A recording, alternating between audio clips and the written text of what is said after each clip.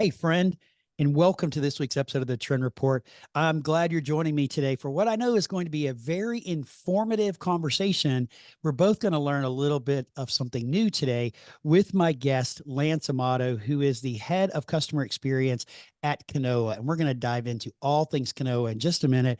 But I'm Sid Meadows, and I'm a business coach and a strategist. And I've been a longtime student of the office furniture industry. And in this podcast, we have powerful conversations just like today that hopefully help you grow and help your business grow. So let's dive into today's conversation with my guest, Lance. So Lance, let's just get started. What is Canoa? That's very, very nicely put. Short answer, and we'll dive into it a little bit longer. Canoa, in effect, is a browser-based platform. Its overarching goal is to simplify the process of specification, selection of furnishings, into procurement, into inventorying, streamlining it all in one simple platform.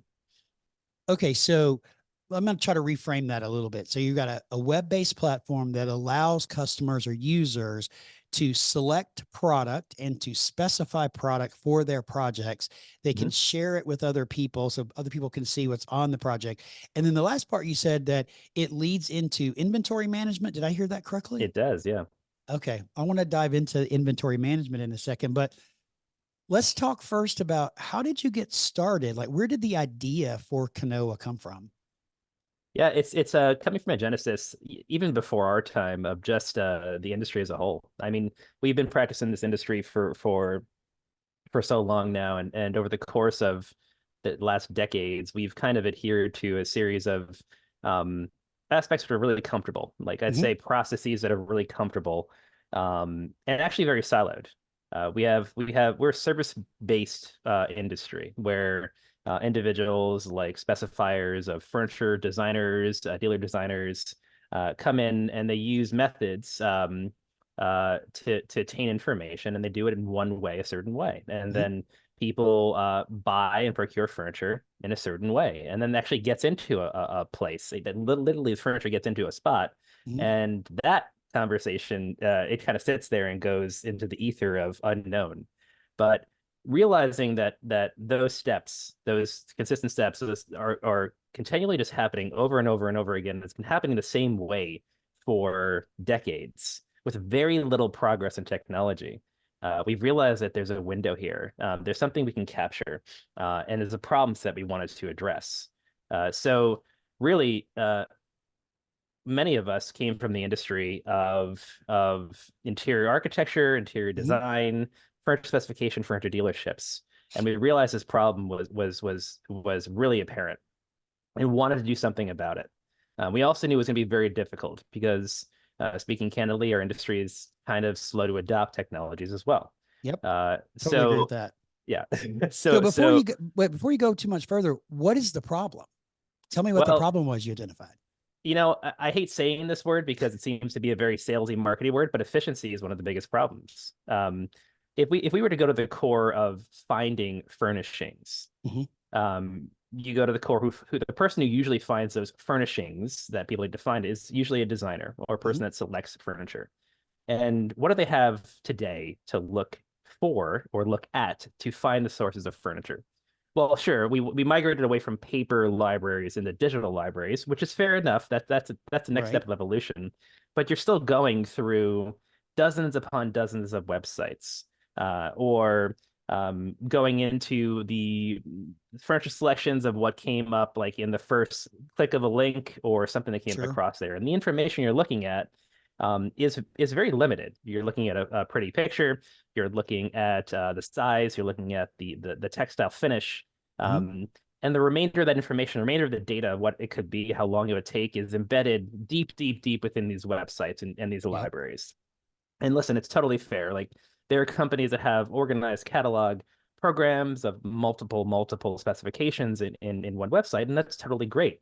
But you're still going into multiple websites to get your curation, Yep. and get your full list, your bill of materials and specification. Sure. And that's one aspect of it. Now you've gotten your selections. You bring it into another technology, and people use vastly different Mhm. technologies to collect and present those products into this new platform. Sure. So you're carrying that data over there. Now, I said the keyword efficiency. I know it's like the whole word of the decade here, but take the time to select the websites to bring it into a design presentation platform takes more time. You're recreating the Mhm. information over again. And then once you're done with this type of program to convey your concept, you have to bring it into another program to order it, quote it, communicate on that, build enough information to actually Sure. pay for it, and just keep going and going and going. And so those few steps, specifically, we're talking about just one kind of industry of procuring furniture, the furniture dealership world. Mhm. You're going through and migrating through a series of technologies, a series of steps to get to it, From one um, to the other to the other to the other. over and over. And so I love that the problem is efficiency, because I think anybody listening, especially if you're working in tools to build out a specification, understand how complex things can be in our Hmm. industry.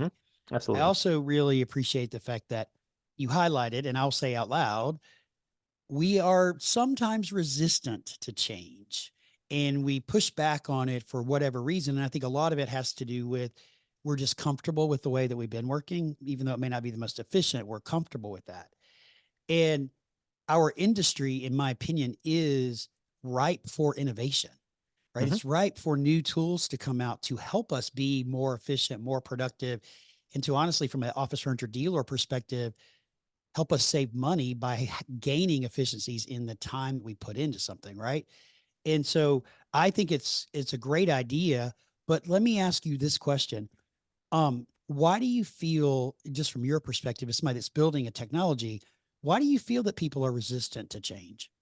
Oh, that's a loaded question, but I will tell you right now, and I'd like to actually like to talk about this part. Yeah. I question this myself. I'm challenged to answer your question, and I want this in this podcast. Don't edit this out. You can keep that in there too. People are resistant to change, but people also criticize the processes that are today. Whether so you're struggling with making enough money on your current projects and orders to support all of the service providers, all the people in your company to do these things. You constantly complaining about getting like cut on your costs and your fees because people Mm-hmm. commoditize your industry. You do these things, but you that's not necessarily changing those things. Those things may not change. They're evolving just like the remainder of everything else here. Mm-hmm. Those practices, the way projects are done, the way the projects are priced, the way the projects are serviced, are changing. And it has those service evolutions have changed. And this adoption technology is so challenging because there's an uncomfortable situation here with the evolution of our industry of how we're doing it. But there's a weird comfort level of not trying to evolve the way we work in the same Mm-hmm. facet. It's a very complex answer. Now, I will actually address your question directly here, is that the reality is we for some reason in this industry we are more comfortable again being service providers, probably evolving the way the humans interact with things than actually the tools that we use. And that sounded like a very vague statement here, but if you think about this, we probably used the internet to attain imagery for 20, 30 years. Yep. Um, the the only kind of evolution we've received from paper library books and specification books is just digitizing into a PDF. That's not really an evolution of it. And really, it's all a matter of like, well, what humans can I hire that can do that faster than necessarily the Yeah. other human in terms of the speed? It's this very unusual thing to evolve my practice. I need to evolve the person in the practice, not the Mm-hmm. tools I use. It's a struggle to answer at this point. So you mentioned the evolution to the PDF, which I think is a good evolution, but Absolutely. there's still issues with that when things aren't clickable. Hmm. When you look at a lot of manufacturers that have price books that are hundreds of pages, right? And you can't click that I want to go to ABC chair page, and that's on page 250, and you can't click that and it take you to 250 and you have to scroll. Hmm. That's not, in my opinion, necessarily a true evolution. We have to make PDFs smarter, and we have to make them work better for us when we're trying to use them, which leads me to a question. How many, I've heard this research before, and you Hmm. talk about clicks and going to this website and to this website and that website. And as somebody that understands customer experience, how many clicks is it before we lose a specifier on our website? Oh boy. two, three. Two or three. I Yeah, that's mean, what I I thought. Yeah. mean, there's studies. I mean, dozens Yep. upon dozens, about hundreds of studies about once you migrate from that very first click, you lose an audience Hmm. dramatically by a percentage, Yeah. dramatically. And you mentioned earlier, like all the information that you're looking for. We tend as an industry to hide it and make you Hmm. go searching for it, like you're going on a treasure hunt, right? Whether it's the warranty or the lead time. And, heaven forbid that we put too much of our pricing information out there for That's people right. to find publicly, right? But every time they click, they get one step away from us, I think. When Yeah, we make it so difficult to find the information that they need and the time that they need it. Our friend Amanda Snyder talks about this a lot, right? About giving the design community, the specifier community, what they want quicker so hmm that they can access it on their time frame. And that may be 10 o'clock at night when they're searching for product, when nobody's in the office to answer the chat bot or to pick up the phone and or answer their phone call when they call us, right? So we got to meet them where they are with the information that they need. absolutely. I mean, I couldn't agree anymore. The information, it's public information. It's just so hard to get to at this Mm-hmm. point. And the reality is since it's so hard to get to, um, when its actual purpose needs to be surfaced. When we talk about list pricing, usually, sure, a designer, even outside of the dealer profession, interior designer who's potentially building a spec list is probably going to skip over and glance over that information based on what they know or Mm-hmm. hopeful that cost would be. When that price does surface, when that discount is applied to, when that cost is suddenly triggered midway, two-thirds of the way through an actual project having to be done, Mm-hmm. and the realization it may not be within the bounds of a budget, when they have to readdress that, talk about efficiency again, you're cycling back over Sure. again and having to redo it all over again. Which costs It's a time and money. frustrating problem. Yeah. It's cost time and money for the designer. It costs time and money for the dealer. It costs time and money for the rep who probably invested a lot of human hours being Sure. involved, interacting, and building that relationship, trying to get their specification across. It's a challenge in general.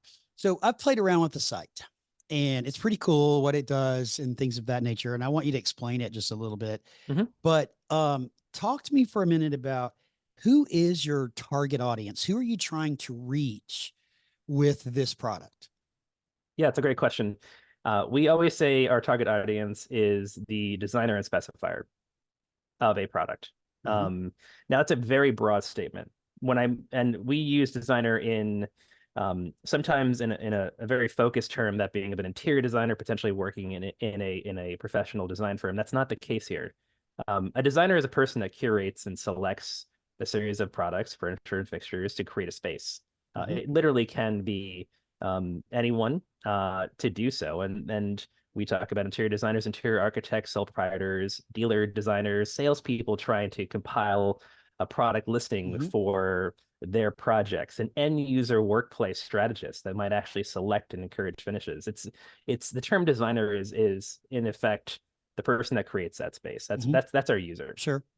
In that case, it could be someone at a facility, right? An end Absolutely. user. And so designer, people specifying for the product, but anybody can use your website, right? You just That's have right. to log in, create an account, and it's there. And so let's talk specifically about how you help the dealer community. hmm Like, why, if I'm a dealer, why do I want to go out and invest time to learn Canoa, register, learn Canoa, and how is it going to help me be more efficient? That's a great question. Going back to we talk about the efficiency part of it, all those problem sets that I Hmm. addressed at the very beginning of this conversation. Even though myself, I come from a background of interior architecture, I was specifically talking about the dealer designer, the salesperson trying to source that information. Hmm. Um, whether there are universal tools that have come out there, whether it be from major manufacturers or companies, which are great that actually have compiled this information, you're still parsing through pages upon pages of catalogs and specification books to Sure. build your list. And you're not always exclusive necessarily to that one specification. Hmm. Not the, or I'm sorry, one manufacturer. So you're having to go through to find solutions outside of that boundary to keep Hmm. building it towards that. That takes time.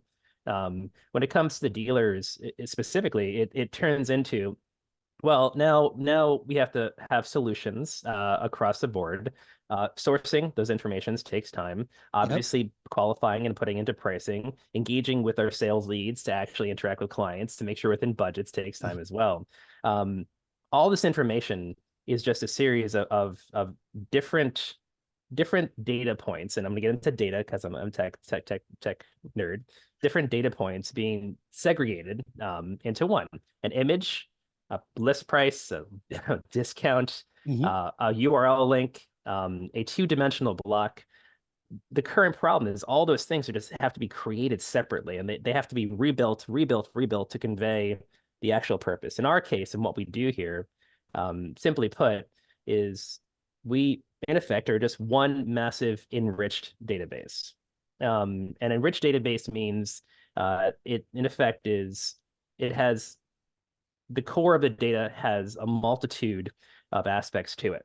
If you were to click on a product card in the Canoa website, it would have its marketing image, its list price, its lead time, its size, its color, its Hmm. finish, its textile, its et cetera, et cetera. Its backend ordering specification. Um, it also actually would have its lead times as projected and offered by the brands that represent on Canoa. It has this information, and as the designer is potentially using part of that information, its image and potentially its size, in the design of its space, um, as they're designing, they're not only designing with the image and the spec, they're designing with the data, which means that as they're putting Right. into a plan, all of the data is in the back end, hidden in the background. Okay. That let's say they lay out 6 chairs, it just lays out a spec list of 6 chairs Yep. automatically. I just did it, by the way. Sorry. I was looking at you say, Oh, if you're okay, watching on good. YouTube, you saw me look away. So I went to the site. I've already registered as a user because I played around with it. Hmm. And I went to the search bar. And basically, what I'm doing is I'm creating a canvas. So That's right. basically a blank page. It's got nice little dots on it. Feels really good. Good job.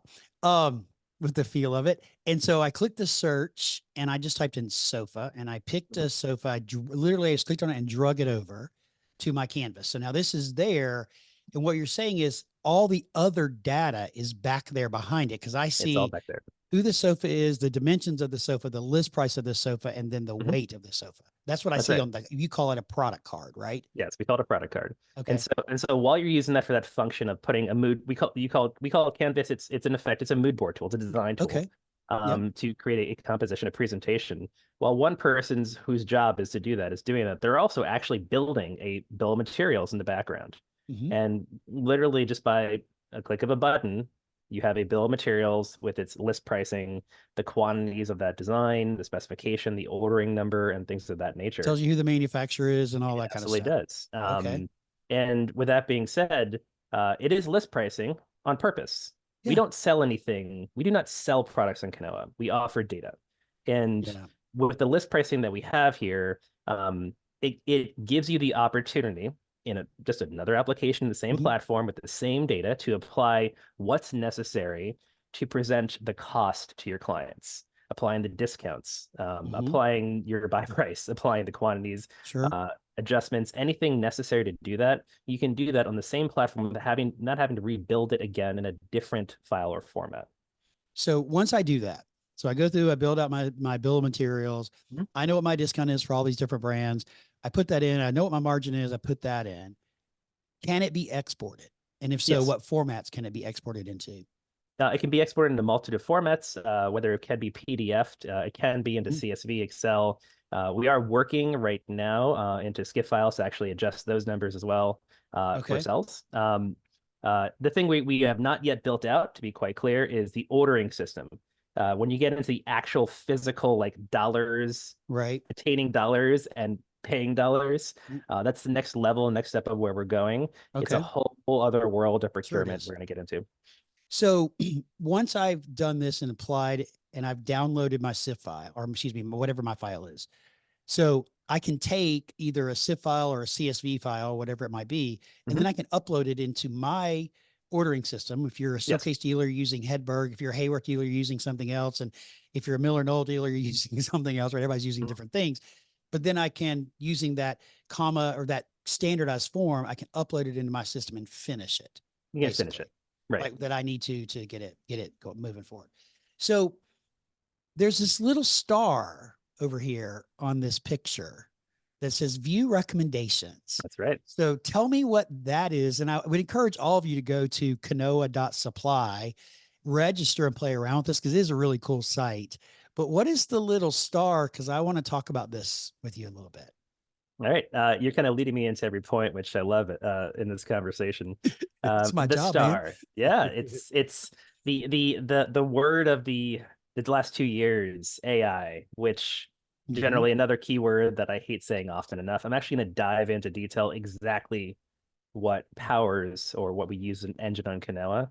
Hmm. But if you were to broaden it out, AI, which people tend to be scared of, or replacement, that's not the case here. We are not replacing anyone in this case. Hmm. Um, we use what we use in our AI engine. We call it Canoa, recommendations.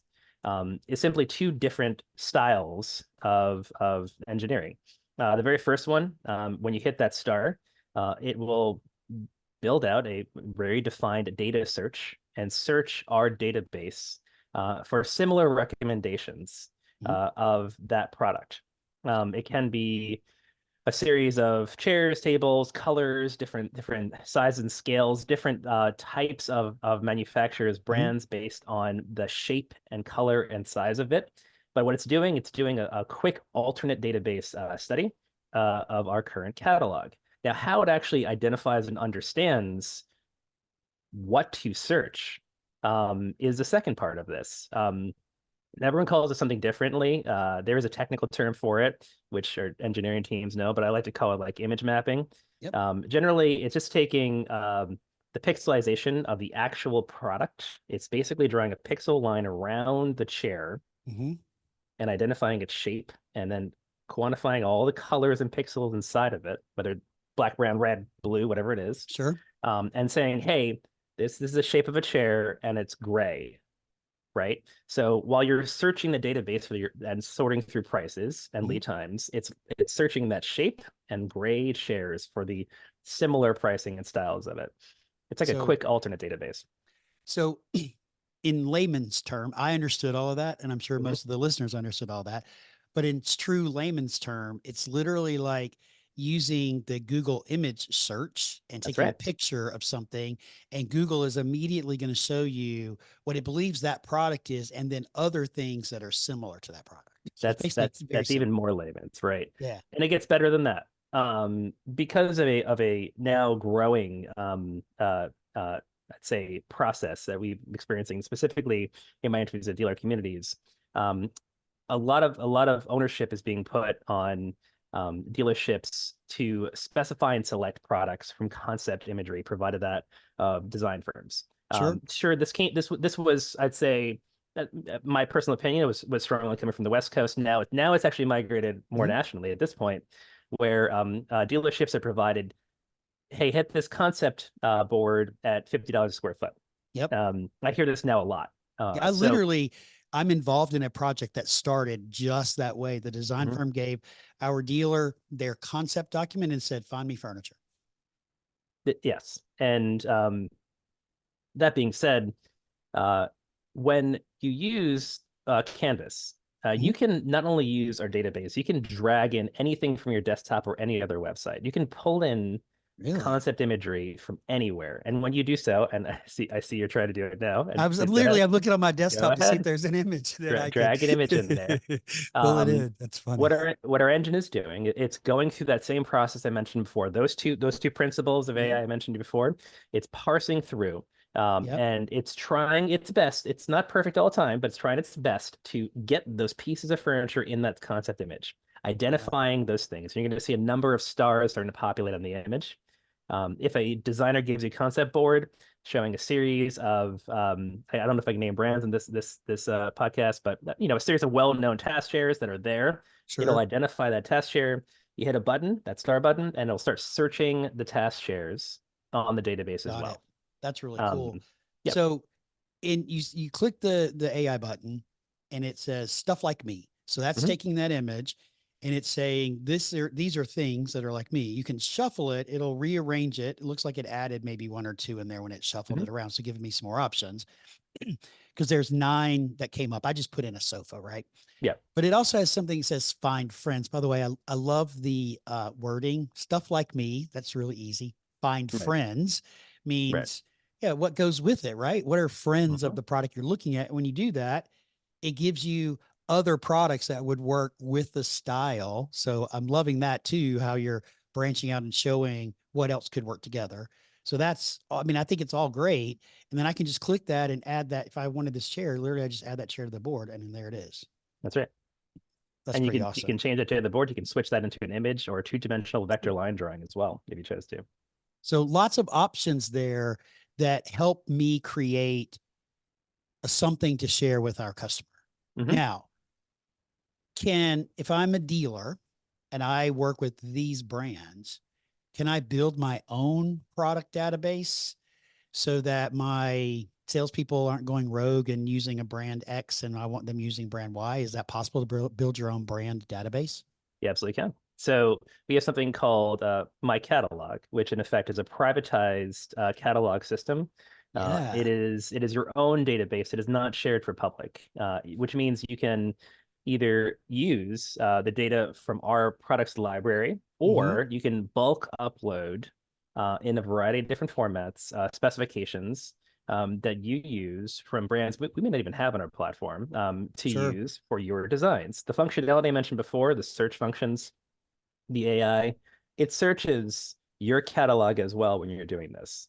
Okay. Um, So we all have that customer mhm. that says, well, I really want to like look around and see what's available and just kind of play around with it myself before we get too far. Mhm. So if that's my customer, I could actually say, here is our library on Canoa. Click this link and go out there and build a board to your heart's content of the products that you're interested in. Yes, you can. Then that customer is only selecting from my product because I gave them the link to my board, basically, or my database. It gets even better than that. You can share private boards Uh-huh. with any client or customer, and it Yeah. can be with your standards. You can actually, for specifically if you're a studio user, you can Mm-hmm. embed a Canvas board into your own website and actually Wow. offer that same functionality you mentioned before, saying, hey, if you'd like to play with our standards of design to build your Mm-hmm. canvas, please go ahead and click this link to learn more. Okay, that's really cool. Which then I think ties into what my next question is. So first off, thank you for all of that. Again, I'm going to encourage everybody to go check it out because it's really cool. Talk to me about how do you work with manufacturers? So I'm a manufacturer. Mhm. How do I get on here? How do I validate my data? What's my benefit to being here? So let's talk about how you work with the manufacturers. So without manufacturers, obviously our database wouldn't be as robust Sure. as we have. So we have had great supporters. Really, in the very beginning, we had only a handful, and now we have in the hundreds at this point, which is actually fantastic. As a supplier of data, you can simply put, you can just basically, upload your own data and manage it on Canoa. And we realize that this becomes a challenge sometimes. Some brands don't have data people. Some brands don't have robust inventory features. Some brands literally have Excel lists of their price points. Like that's what they have at this, Mm-hmm. and that's okay because everyone does something differently here. Sure. So in the multitude of the options to maintain an organized list of data, we offer very simple ways to upload an Excel, Google Sheet, an Airtable. We Okay. have more robust ways to sync in data lists with other lists. We offer from those that are the small brands, the large brands, the ability to list it. Now, when they do that, it's very, very important to say, like, hey, we've offered these channels Mhm. to give data to you. Um, the data does have to be as realistic as possible. And I know that some people might roll their eyes there, like, oh my God, I go to all those websites and the lead times are never correct as they go for. Like the reality is the strength of our platform is based on the truthfulness of the information that's given to it. Sure. So making it so uncomplicated to keep the data up to speed was important aspect number one. Number two, that is making sure the data is real. Mm-hmm. So we always engage our brands and say, when the prices change, we're making it so simple for you to adjust this, automatically sync. Please keep it up to date. Because by the way, if you fail at that, you're not being reliable to the people Sure. specifying also. Yeah. So that being said, like very, very simply put, the channel is easy. You don't have to reinvent the wheel to provide the data because we have Mm-hmm. templatizations. We have what we call APIs, which are syncs between data points to do it. And once you have it here, now you are a brand on what is a free to subscribe browser-based platform for specification. Now, I'm going to keep on going to that part. It boils down into like, well, now we have this. What's the benefit of it? Well, now you're actually exposed out to our growing audience. As of today's podcast, we just exceeded 3,000 designers That's on the great. platform, which is very exciting to us. Yes. I got a little over anxious and our head of marketing getting approval. I posted on LinkedIn this morning, but Did you get in trouble? yeah, I won't get in trouble. It's fine. So I mean, I'll get in trouble, but no one will know. That's But great. it's been pretty phenomenal because of the tools we've been offering. Before I go into that part, like we've been, it took us 3 years to get to 1,000 users. Three Wow. years. It took us 5 months to get to 2,000. It took us 2 months to get to 3,000. Wow. We're starting to feel this. Sure. I digress, You're, but you're picking go, up momentum and speed. But I do have a question that I want to yeah, insert here for a second, yeah. which is, so you mentioned the manufacturer can upload their data and all that Mhm. kind of stuff to it and syncing. So I'm going to use a real life example. So at ThinkSpace, we're working with a cloud-based specification tool. We're partnering Mhm. with Syncly at the moment, which is the former Yeah, 2020 very worksheet familiar with product. them. Mhm. And so can I just upload my worksheet catalog, or can I sync it with our cloud data so that when I change a price or change a product, that it would automatically sync over to you? Is that possible? I'm putting Lance on the spot, by the way, guys. So I'm just curious, is that a possibility? I mean, possibilities, yes. I mean, Okay, we have the ability to have APIs, and once you have that, once you have the feature to unlock that, our cells sure. become your cells. We can switch and swap those things out. It's so yeah. Okay. So for the people that don't understand, quickly describe API, please. Oh boy, there's a big technical term for it, but basically it's a point by point.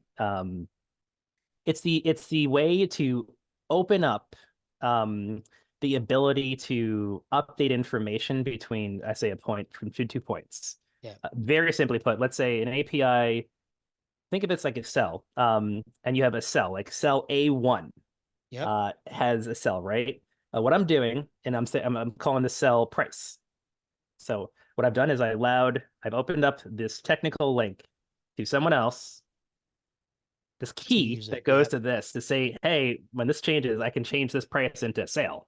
And Yep. it's literally, it's that simple. I'm basically breaking the firewall at this point and Got allowing it. you to just update that one Got it. column So at this I'm point. going to simplify it even further. Please It's a do. it's a bridge between two platforms to allow them to talk to each other, share that Fantastic. That's data. the best way to say it. Okay, I'm getting because too you were technical you with were this. drawing it, right? You're an architect. I I was would, trying to best. And if you're people, watching on YouTube, you can see him like drawing with his hands, right?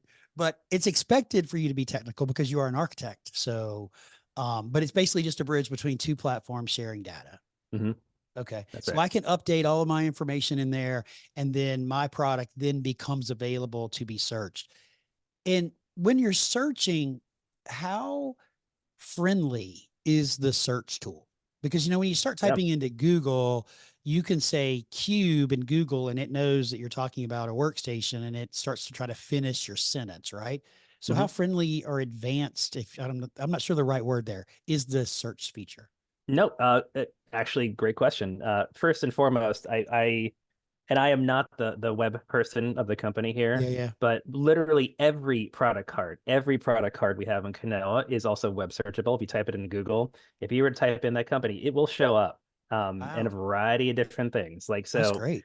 every single one is clicked, which is fantastic. Now, some are rated higher than others, and unfortunately, I can't speak too in detail beyond that. But the reality is, one of our priorities for every single brand was we make sure that every product card shows up on Google, which is great. That's part one. Now, Sure.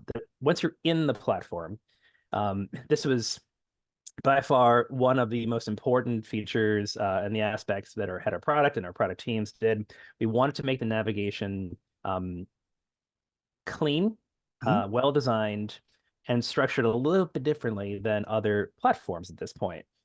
Now, our user base, like I said, is any type of designer. That also means that our user base can be, frankly, anywhere. And so it could be a single designer based in Nebraska. Yep. And I'm not using that as a metaphor. We have designers in Nebraska at this point. Their search function, they're used to actually using more lighter weight residential style websites to search their Hmm. specifications. That's just the truthfulness of Sure. it right now. We constructed it in such a way that it's mimicking, I'd say, like things we're comfortable as people to search from, Sure.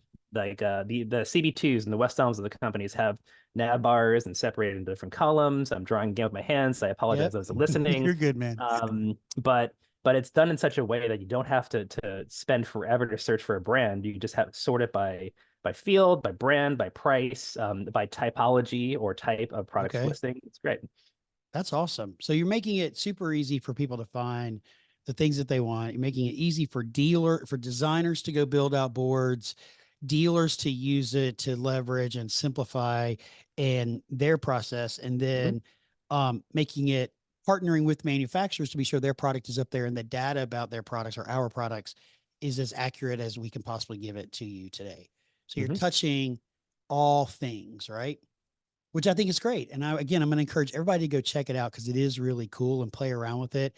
Reach out to Lance if you got any feedback about the product or suggestions, because I know as an emerging technology, you guys are all about taking consumer feedback, right? Absolutely. We build with our product with our users. Yeah. So I'm going to shift gears on you for a second, and I want to know, how did you go from architecture and designing buildings and leading a practice to being part of the founding group of a technology company? That like that's a big jump there. Tell me how you got there. Yeah, this is the He's part where you may catch smiling me off ear to guard. ear. You're gonna You're catch me off guard a little bit. You may have to edit me the ums out for the very beginning of this conversation, or just leave it in. I would say for many of us, well, I am still a practicing architect, Mhm. and I spent most of my career doing it. Many of us felt that there's always been kind of a gap in the system, like a hole to fill, something to reinvent and change. I mean, prior to this, a majority of my practice at that point, when I was in an interior architecture firm, was always kind of pushing the clientele that was always looking forward towards the future, trying to affect change. Mhm. I think we're uncomfortable with pursuing well, I say we're more comfortable with pursuing the evolution of something. And so when we realized there was just this pressing need for it to reinvent the traditional aspects of things, we did realize that it most probably would have to be done us stepping out of our industries to do so. Sure. Um, and I'm using it a lot right now, but it's making me smile. But what's really funny is that during this whole process, it just didn't actually start and get triggered immediately. It was conversations for years prior to that. Mhm. There's been a lot of evaluation and studies of what we wanted to do. Uh, but the funny part of this is that we all decided to do it and take the leap at the same time, which was June 1st of 2020, Oh. which was, if people have their calendars correctly, probably the worst time to start any type of business, Mhm. especially those that have to furnish spaces. So I would Yeah, say, 2020, yeah. yeah, Mhm. people say it's the bravest or the stupidest thing that you could do, and we say it's a little bit of both. It So yeah, is, and look at you now here into 2024. Your platform's growing. You're doing amazing things, and just the timing of when you said, "Hey, let's quit our corporate jobs and start a technology company."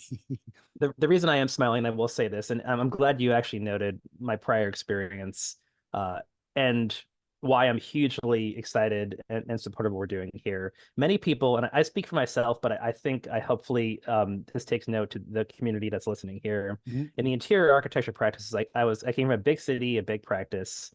Um, I'd say I undervalued, underappreciated the work and the effort that the dealer community has put into this, the manufacturer community has put into this. Mhm. It is often overlooked, and that reality hit me fairly quickly when I started to do this.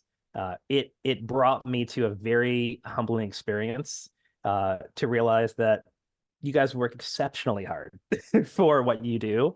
It is not an easy profession, and Mhm. it needs more tools to empower you to help do your job better. And So, so, yeah, on behalf of every office furniture dealer and every office furniture manufacturer, thank you for saying that. yeah, I more people need to know this, and I Yeah. always say this publicly whenever I can. Yeah. I really appreciate, because I've been on both sides of the fence, right? And nobody really understands necessarily all that we go through to put the product out there to Mhm. a designer or specifier or a dealer. So, or excuse me, to an end user. So yeah, on behalf of all of us on this side of the fence, thank you for acknowledging that and for saying that, very much so. Yeah. So let's talk about one more thing before we wrap up. Mhm. So you're not technically a podcaster, but you're a video caster. You got a YouTube show. I So do. tell us about what you're doing as it relates to content creation. So it's interesting that you mentioned that. So I do have a YouTube channel, and when we talk about audiences, the Mhm. first thing I did not realize that the audience that I would reach would basically be literally everyone that can speak English. One of my personal passions, as well as a passion of the company, is obviously that of sustainability. Mhm. It has been a growing passion of mine, and probably has gotten emboldened since I've started this pursuit in Canoa. I've had the opportunity to speak to well over now, I'd say hundreds of exceptionally educated and very interesting individuals in the circularity, the sustainability markets. This Yep. is a growing industry. Actually, manufacturers themselves are posed to actually realize and grow and move forward. We're in this time right now. So I decided I have all this knowledge, all this interest, all this great conversations with these people. It would be very unfortunate if I couldn't find a means and methods to put them on a podium and Sure. position it out there. So last year I did create, it's like a vlog, it's a YouTube vlog, to basically, the best way to say it is put them on a podium and let them speak their mind. Mhm. In every facet possible. So we have educators, we have designers, we have people that are creating innovations and technologies on this YouTube video channel for 15 to 20 minute segments explaining what they do, why they're trying to affect change for the community as a whole to listen in during their commute in or maybe in a lunch break and learn a bit more. So what is the name of the channel? We call it learnings. I basically internally we call it Lance and Learns because that's what they. I like to tell stories internally as well. I So love that. it's Lance and Learn. I call it learnings on the YouTube channel. So we'll be sure and grab that link to the channel and put it into the show notes so people can go and check it out. So one last question about this. Mhm. How are you in Canoa highlighting or showcasing products that have a sustainability first position? In two ways. Okay. We do have an exclusive category called Second Life. That Okay, is that great. of a pre-owned or certified pre-owned or refurbished product. We Yep. have people that sell exclusively Second Life, like liquidators or refurbishers, listed honestly in the same equitable platform and category as anything else. The second Okay. part of that, which is I'd say the more growing and obviously interesting point of interest for manufacturers and new brands is that of our cradle to gate embodied carbon measurements, which we do have and assign to every piece of product we have on platform. Now, Wow. we have our own calculator, and it is probably going to take another 25 minutes to explain exactly what that means. However, when a manufacturer has their own structured data for cradle to gate, that governs the information we provide. Otherwise, we have constructed our own systems to do so. Wow. That's pretty cool. So you're showcasing Second Life product, which is really important. Mhm. Lots of conversations on the show over the years about sustainability, Second Life product, how much product we contribute to the landfills and those kinds of things. And then you're also highlighting what other manufacturers are doing as it relates to the sustainability initiatives with their product, whether it's recycled component or made completely of recycled product or Mhm. you said cradle to gate, I Cradle to think. gate. Yeah. Correct. So, and in our industry, it is an important conversation that we Mhm. need to have more of.